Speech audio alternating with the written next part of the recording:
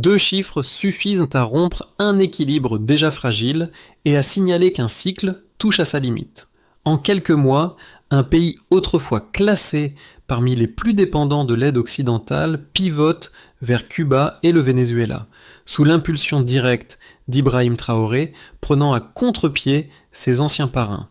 Comment ce basculement, aussi rapide que déroutant, peut-il redéfinir la marge d'action réelle d'un État africain et ce qu'il annonce pour ceux qui envisagent de suivre la même voie ? Une fenêtre s'entrouvre, brève mais décisive, comme un test grandeur-nature de souveraineté durable.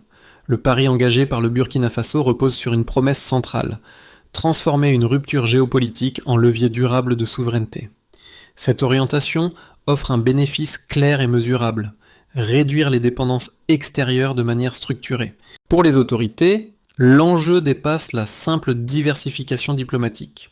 Il s'agit de reconstruire un espace de décision autonome dans des secteurs où les conditionnalités occidentales ont longtemps limité la marge d'action. Cuba apparaît alors comme un partenaire capable de fournir une expertise médicale stable, fondée sur la prévention et la formation, tandis que le Venezuela propose une expérience énergétique adaptée aux environnements contraints. Ces contributions, encore modestes, esquissent néanmoins un chemin alternatif pour un pays enclavé. Le risque pourtant est à la hauteur de l'ambition. L'orientation pourrait déclencher des pressions internationales accrues, voire des sanctions ciblées, susceptibles d'affecter les secteurs déjà fragiles. La question implicite s'impose alors comme un micro-hook. Si ce modèle parvient réellement à stabiliser les services essentiels, quel horizon nouveau s'ouvrirait pour un État africain soumis depuis des décennies aux mêmes mécanismes de dépendance ? La première rupture apparaît nettement. En moins d'1 an, le Burkina Faso a changé de cap diplomatique avec une rapidité inhabituelle pour un État soumis à autant de contraintes. La seconde, plus discrète mais tout aussi décisive, réside dans le choix d'entrer en coopération avec 2 pays sous sanctions, alors que plus de 40% des nations africaines demeurent dépendantes de l'aide extérieure. Ces 2 points suffisent à redessiner le fil causal qui structure désormais la trajectoire burkinabé. Sous la conduite d'Ibrahim Traoré, le pays n'a pas simplement modifié la liste de ses partenaires. Il a remis en cause l'architecture même du pouvoir diplomatique qui avait, pendant des décennies, dicté les marges d'action nationales. Le modèle occidental reposait sur une mécanique connue: accepter des conditionnalités militaires ou financières en échange d'un soutien censé garantir stabilité et sécurité.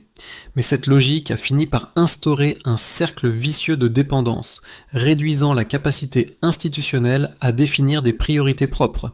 C'est dans ce contexte que s'inscrit l'ouverture vers Cuba et Venezuela. De l'extérieur, le geste semble abrupt. Pourtant, il procède d'un enchaînement cohérent. Lorsqu'un modèle atteint ses limites, l'État explore les rares options encore disponibles. Le partenariat cubain répond à une faille structurelle bien identifiée: la fragilité du système de santé national. L'expertise cubaine en médecine préventive, forgée dans la contrainte, offre une stabilité que les programmes occidentaux, soumis aux fluctuations politiques, n'ont pas toujours garantie. Le Venezuela, de son côté, apporte une expérience énergétique façonnée dans l'adversité, capable d'éclairer les goulets d'étranglement d'un réseau électrique burkinabé régulièrement soumis aux pénuries. Cette redirection soulève toutefois une interrogation centrale. En cherchant à se libérer de dépendances anciennes, le pays risque-t-il d'en créer de nouvelles ? Le débat traverse déjà plusieurs cercles diplomatiques africains. Certains y voient un acte de souveraineté longtemps différé, d'autres redoutent une substitution plutôt qu'une véritable émancipation. Mais au-delà de ces tensions, une réalité demeure. Pour la première fois depuis longtemps, l'État tente de reposséder son destin sans attendre la validation de ses parrains traditionnels. Le changement de cap burkinabé ne peut se comprendre sans suivre ceux qui en portent la charge quotidienne, les équipes techniques mobilisées autour de la présidence. Sous la coordination d'Ibrahim Traoré, plusieurs groupes spécialisés ont été réunis pour examiner la faisabilité des collaborations avec Cuba et Venezuela dans les secteurs jugés les plus vulnérables. Ces cellules de travail ont commencé par dresser une cartographie précise des failles structurelles laissées par les anciens accords occidentaux: dépendance aux intrants importés, délais d'approvisionnement imprévisibles, instabilité récurrente des financements. Cette analyse minutieuse sert désormais de base à l'orientation générale du pays. Le premier micro-cas provient du domaine de la santé. Une délégation burkinabé a observé le fonctionnement de centres de formation cubains réputés pour leur médecine préventive et leur capacité à maintenir des coûts bas malgré les sanctions. Les premiers échanges ont révélé un avantage déterminant: la stabilité opérationnelle des équipes cubaines, là où les programmes conditionnels occidentaux demeuraient souvent tributaires d'agendas politiques fluctuants. Pour les acteurs burkinabés en première ligne, cette continuité représente un changement subtil mais structurant. Un second microcas émerge du secteur énergétique. Des ingénieurs burkinabés ont analysé l'expertise vénézuélienne en gestion de ressources, développée dans un environnement contraint. Cette compétence technique, encore en phase exploratoire, correspond directement au goulet d'étranglement du réseau électrique national. Pour ces équipes, l'enjeu n'est pas de produire des résultats immédiats, mais de construire une base stratégique capable d'améliorer, à terme, la fiabilité de l'approvisionnement. Ces premiers retours montrent une dynamique claire. Le pays cherche moins une rupture spectaculaire qu'une progression méthodique appuyée sur des compétences ciblées. So what? Ces gestes modestes redéfinissent déjà les marges réelles de la souveraineté technique. L'activation du virage burkinabé commence par une série de signaux isolés, presque imperceptibles, mais cohérents. Avant cette séquence, la diplomatie nationale suivait encore la trajectoire classique des partenariats occidentaux. Après cela, plusieurs décisions soudaines rompent la continuité, inaugurant un changement progressif, puis brutal. La bascule ne résulte pas d'un geste unique, mais d'un empilement de contraintes qui finit par créer un point de rupture. Pour la présidence dirigée par Ibrahim Traoré, ce moment correspond au constat que le modèle existant atteint ses limites. Certains ministères signalent déjà l'incohérence entre les besoins internes et les priorités imposées par les partenaires traditionnels. Lorsque ces programmes ralentissent ou se réajustent, la présidence interprète ces variations comme un avertissement. L'impératif n'est plus de réclamer davantage d'appui, mais de choisir quels partenaires peuvent en fournir sans contrepartie restrictive. Ce glissement marque la véritable activation. La montée en intensité, le climax, se produit lorsque les premières options extérieures sont étudiées méthodiquement. Les équipes burkinabées ouvrent alors la voie à des échanges exploratoires avec Cuba et Venezuela, deux États expérimentés dans la gestion de pressions internationales. Les discussions portent d'abord sur la santé, l'énergie et la formation. À mesure que les analyses avancent, une convergence inattendue apparaît. Les trois pays partagent la volonté d'échapper aux modèles conditionnels qui ont longtemps structuré leur environnement. Pour les responsables burkinabés, cette perspective constitue une ouverture rare.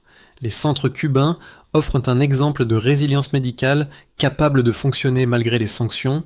Les capacités techniques vénézuéliennes, elles, fournissent un éclairage concret sur la manière de gérer des infrastructures énergétiques sous contrainte. Le climax s'intensifie lorsque les premières validations internes surviennent. Les équipes cubaines proposées pour la santé retiennent l'attention. Leur approche préventive répond directement à la fragilité structurelle du système burkinabé. Dans le même temps, les discussions énergétiques avec Caracas prennent un tour plus stratégique. La question de l'approvisionnement, critique depuis des années, arrive à un seuil où les solutions traditionnelles ne suffisent plus. La présidence y voit une opportunité. Si la coopération énergétique s'avère solide, elle pourrait réduire la fréquence des pénuries, un enjeu vital pour plusieurs secteurs. Cette négociation accélérée crée un effet d'entraînement interne. Des cellules ministérielles se réorganisent pour anticiper les besoins, tandis que les partenaires occidentaux observent la dynamique avec une attention nouvelle. Le durcissement des signaux diplomatiques est certes prévisible. Déclarations prudentes, inquiétude publique, pression feutrée. Paradoxalement, ces réactions renforcent la détermination burkinabé. Reculer maintenant reviendrait à valider le cycle de dépendance passé. La phase de réverbération, la du champ, commence au moment où les premiers effets perceptibles se manifestent. Certaines administrations notant la réorganisation des priorités. Des débats internes émergent. Certains saluent l'audace du projet, d'autres craignent les conséquences internationales. Plusieurs pays africains suivent la situation de près, se demandant si le modèle peut admettre une généralisation sans créer un isolement diplomatique trop lourd. Dans cette alternance rapide d'espoir et d'inquiétude, une constante demeure. Les collaborations techniques avancent prudemment, mais réellement. Les retours du terrain, encore fragiles, confirment que la stratégie repose moins sur un geste spectaculaire que sur une accumulation de progrès méthodiques. L'effet de réverbération ne produit pas encore une transformation massive, mais il consolide les fondations d'un repositionnement qui se veut durable. Le contraste quantitatif qui encadre la transition burkinabé s'articule autour d'un premier repère clair. Plus de 40% des pays africains se trouvent en situation de surendettement ou de dépendance structurelle vis-à-vis de l'aide extérieure. Cette valeur constitue la baseline, le seuil à partir duquel se lie la portée de la décision prise par le Burkina Faso. La delta tient au changement d'orientation opéré en moins d'un an, un délai inhabituellement court pour un État enclavé soumis à autant de contraintes diplomatiques. Ce raccourcissement temporel signale que la rupture ne procède pas d'un geste isolé, mais d'un ajustement accéléré de priorités nationales, piloté depuis la présidence d'Ibrahim Traoré. La première mesure concrète concerne l'apport sanitaire cubain. Le modèle de Cuba repose depuis des décennies sur une médecine préventive capable de fonctionner malgré les sanctions internationales. Sa particularité est d'offrir une stabilité opérationnelle mesurable, continuité des équipes, hiérarchisation stricte des soins, formation régulière des praticiens. Dans le contexte burkinabé, la comparaison avec les anciens programmes conditionnels met en évidence un écart net. Les dispositifs occidentaux dépendaient souvent de financements à cycle court, exposés à des variations politiques extérieures. La contribution cubaine, elle, s'appuie essentiellement sur un transfert de compétences, ce qui réduit la vulnérabilité aux fluctuations diplomatiques. La delta observée au sein des premiers retours techniques montre une amélioration de la régularité dans les chaînes de formation, un élément crucial pour un système national fragilisé. La deuxième mesure relève du secteur énergétique, là où l'expertise de Venezuela répond directement au goulet d'étranglement du réseau burkinabé. Les équipes locales ont longuement documenté la récurrence des coupures et les difficultés à stabiliser les approvisionnements. Le cadre vénézuélien, forgé dans un environnement sous pression, fournit des approches adaptées à ces contraintes. Méthode de maintenance en contexte critique, diagnostic rapide des pannes, hiérarchisation des zones à réhabiliter. La delta ici n'est pas un bond spectaculaire, mais un déplacement progressif des priorités. Les ingénieurs burkinabés sont désormais en mesure d'identifier les segments du réseau où une intervention graduée peut améliorer la continuité du service.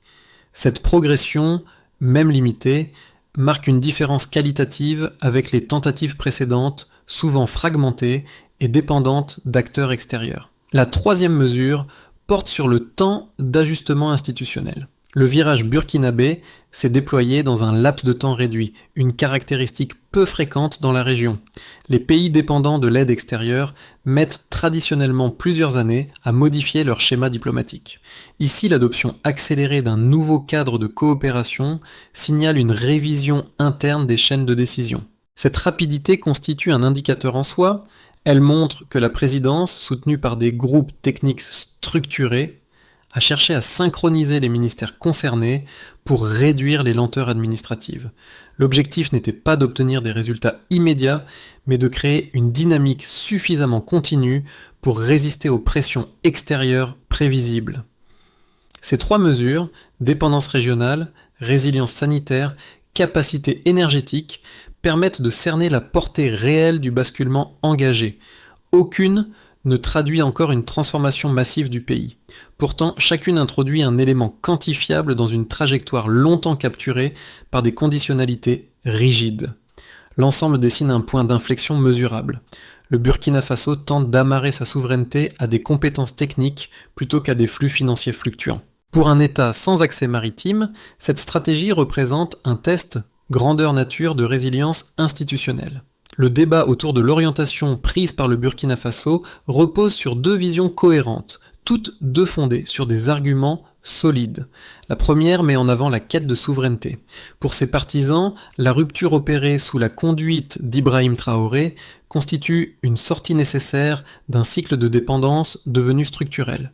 Il rappelle que les puissances occidentales ont longtemps conditionné leurs appuis, créant des fragilités durables dans des secteurs déterminants. Dans cette logique, la coopération avec Cuba et Venezuela représente une rare occasion d'accéder à des compétences techniques plutôt qu'à des mécanismes financiers exposés aux fluctuations politiques. Cuba apporte une expertise sanitaire capable de fonctionner malgré des décennies de sanctions. Le Venezuela maintient une ingénierie énergétique forgée dans l'adversité. Pour les défenseurs de cette voie, ces contributions alignent enfin les partenariats sur les besoins structurels du pays. Le second courant adopte une position plus prudente. Ses tenants reconnaissent l'intérêt d'une diversification, mais insistent sur les risques inhérents à la collaboration avec des États sanctionnés. Il souligne que les pressions occidentales ne se limitent jamais aux gouvernements ciblés. Elles affectent presque toujours les économies partenaires. Dans cette perspective, le Burkina Faso pourrait se retrouver exposé à un isolement croissant au moment même où il cherche à renforcer ses services essentiels. Ces observateurs redoutent également une substitution de dépendance plutôt qu'une véritable émancipation. Ils rappellent que les alliances fondées principalement sur des motivations géopolitiques peuvent parfois créer de nouveaux déséquilibres, notamment lorsque les partenaires eux-mêmes font face à des contraintes internes. Face à ces deux visions, la réponse la plus solide repose sur les données observées au cours de la trajectoire burkinabé. Les premiers retours des équipes engagées dans les secteurs techniques montrent que la coopération n'est ni un saut dans l'inconnu, ni une délégation totale de capacités. Elle avance progressivement par transfert de compétences, là où les anciens programmes reposaient souvent sur des financements instables. Les microcas relevés dans la santé et l'énergie indiquent une logique de consolidation plutôt qu'une dépendance reproduite. Si les risques internationaux demeurent, la stratégie actuelle se distingue par son ancrage dans des besoins opérationnels précis et non dans une opposition idéologique aux modèles antérieurs. C'est cette nuance qui permet d'évaluer la portée réelle du pari engagé. Un glissement déterminant s'opère. À mi-parcours de la transition, un détail souvent sous-estimé modifie la lecture générale du virage engagé par le Burkina Faso. Les premiers signaux de réussite ne viennent pas de la diplomatie, mais des secteurs techniques. Ce renversement discret oblige à reconsidérer la portée réelle des alliances. Les équipes collaborant avec Cuba rapportent une stabilité opérationnelle rare dans les anciens programmes conditionnels, dont la continuité dépendait régulièrement d'agendas extérieurs. La capacité cubaine à maintenir ses missions, malgré les contraintes, transforme l'impression initiale d'un pari purement politique en piste de travail pragmatique. Dans le même temps, les échanges avec Venezuela révèlent une constance inattendue. Les spécialistes mobilisés pour analyser les besoins énergétiques burkinabés identifient des solutions adaptées à des environnements soumis à forte pression. Cette convergence technique, suivie de près par la présidence d'Ibrahim Traoré, agit comme une validation partielle du pari engagé. Le midpoint révèle ainsi un basculement. La question ne porte plus seulement sur la réaction des anciennes puissances, mais sur l'efficacité concrète de ces nouvelles collaborations.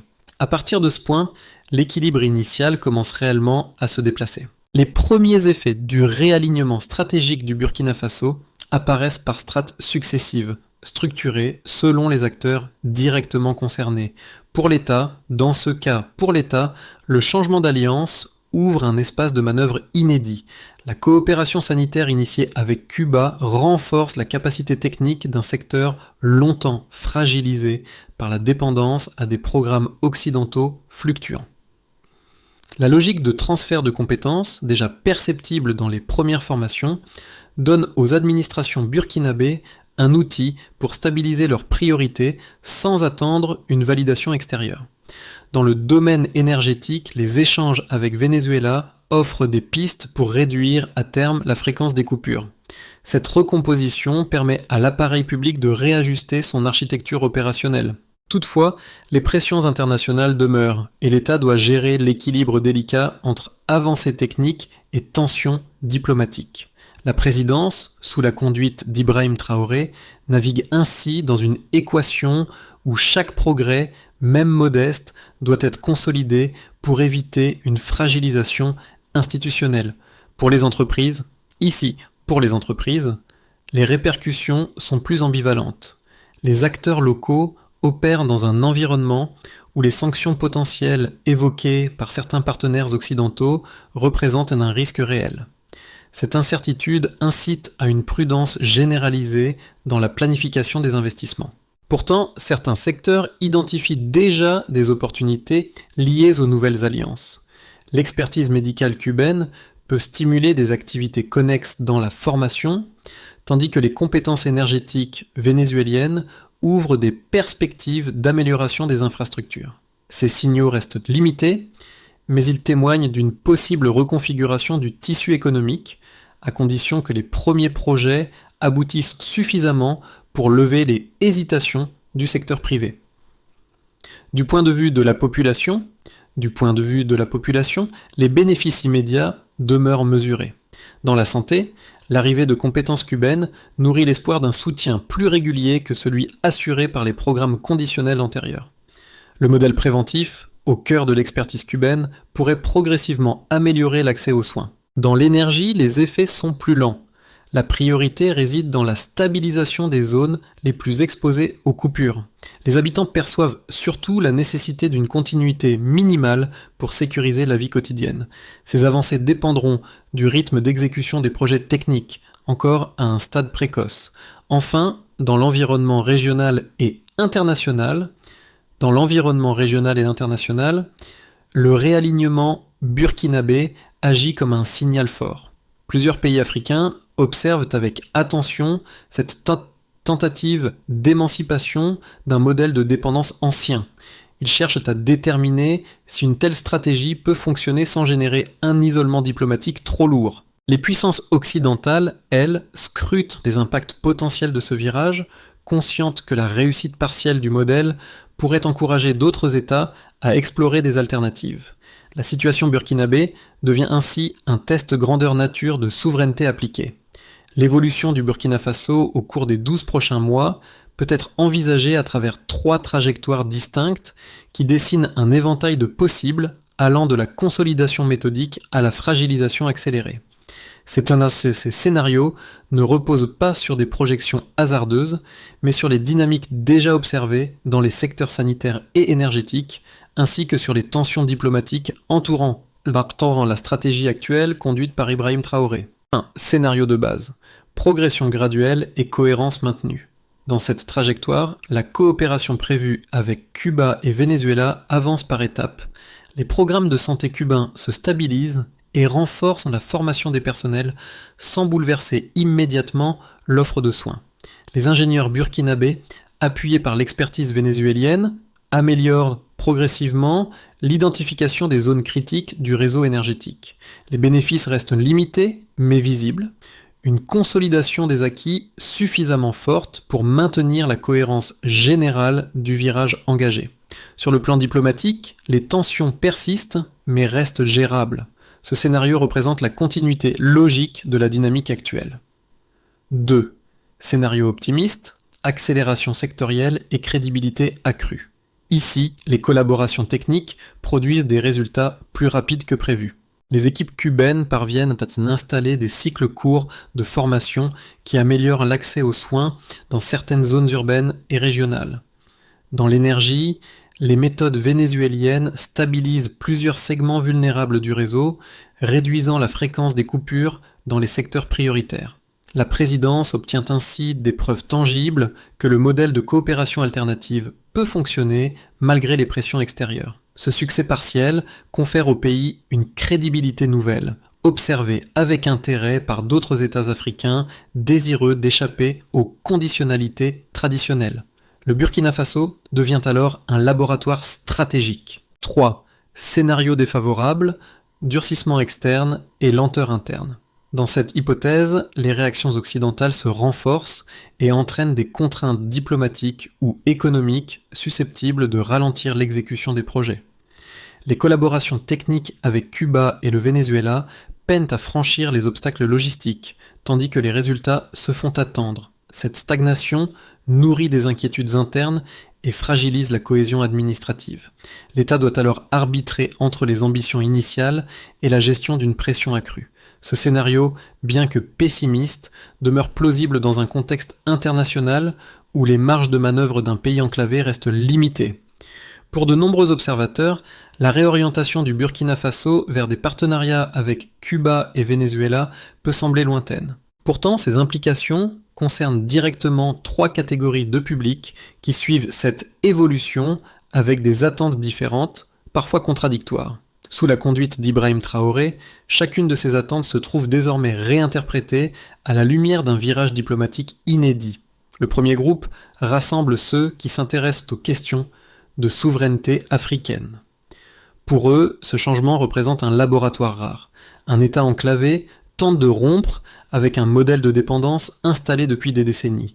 Ils observent avec attention les premiers résultats techniques, convaincus que la capacité à maintenir des avancées régulières pourrait ouvrir la voie à d'autres pays désireux de desserrer l'emprise des conditionnalités extérieures. Leur attente porte moins sur la rapidité que sur la cohérence du mouvement. Le deuxième groupe se compose de ceux qui analysent les effets économiques et sociaux concrets. Leur regard se focalise sur les secteurs de base, santé, énergie, services publics. Ce public veut savoir si la coopération alternative peut améliorer la vie quotidienne. Les retours initiaux montrent des signaux prudents mais significatifs, notamment dans la formation médicale et l'identification des priorités énergétiques. Pour eux, l'enjeu n'est pas la symbolique, mais la fiabilité. Le troisième groupe réunit les personnes qui s'interrogent sur la relation entre l'Afrique et les puissances extérieures. Ils observent comment un pays de taille moyenne ajuste ses alliances tout en assumant d'éventuelles réactions internationales. Leur attente principale concerne la capacité du Burkina Faso à maintenir son orientation sans s'exposer à un isolement diplomatique excessif. À travers ces 3 regards, une idée commune émerge. La transformation en cours ne se juge pas uniquement par ses résultats immédiats, mais par la manière dont elle redéfinit les options possibles pour l'avenir. Pour donner de la cohérence au virage engagé par le Burkina Faso, une méthode claire devient indispensable. Sous la coordination d'Ibrahim Traoré, les autorités doivent articuler une feuille de route en plusieurs étapes, chacune définie par un responsable, un objectif et un indicateur mesurable. L'enjeu n'est pas de promettre une transformation rapide, mais de consolider progressivement les fondations techniques ouvertes par les partenariats avec Cuba et Venezuela. Structurer la coopération sanitaire. Le ministère de la Santé coordonne les équipes locales et cubaines. La priorité consiste à identifier les besoins critiques. Continuité des soins, formation préventive, stabilisation des centres régionaux.